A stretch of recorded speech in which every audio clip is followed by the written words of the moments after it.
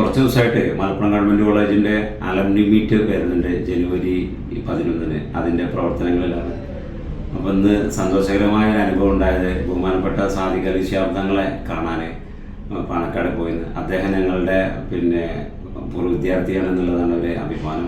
പ്രിയപ്പെട്ടവരെ, മലപ്പുറം ഗവൺമെൻറ് കോളേജിൻ്റെ അലൂമി ഈ വർഷം വളരെ വിപുലമായി നടത്തുന്നു എന്ന് മനസ്സിലാക്കാൻ കഴിഞ്ഞു. ഞാനും അതിൽ പങ്കെടുക്കേണ്ടതായിരുന്നു. പക്ഷേ വിചാരിതമായ ചില കാര്യങ്ങൾ ഉള്ളതിനാൽ അത് സാധിക്കാതെ വന്നിരിക്കുകയാണ്. ഏതായാലും എല്ലാത്തിലുള്ള ആശ്വാസവും നേരുന്നു. കഴിഞ്ഞ 2 വർഷം മുമ്പ് ഇതുപോലൊരു പരിപാടി സംബന്ധിച്ച് ഞാൻ ഓർക്കുന്നു. കഴിഞ്ഞു പോയ ഒരുപാട് കുട്ടികളെ എന്നാണ് നമ്മൾ പറയാം, ഒരുപാട് സുഹൃത്തുക്കളെ നമുക്കന്ന് കാണുവാൻ കഴിഞ്ഞു.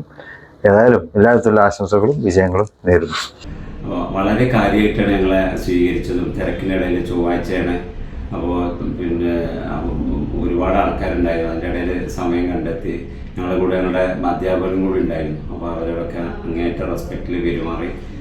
അല്ലാതെ അതിശയം തോന്നിയത് ആ ഒരു ഡേറ്റിൽ ഒന്ന് വരാനുള്ള ഒരു ഒഴിവുണ്ടാവുമെന്ന് തങ്ങൾ തന്നെ ലെഡ്ജർ അതിലെ ബുക്കൊക്കെ എടുത്ത് തിരഞ്ഞു നോക്കുന്നതൊക്കെ ഭയങ്കര കൗതുകം ഉണ്ടാക്കി.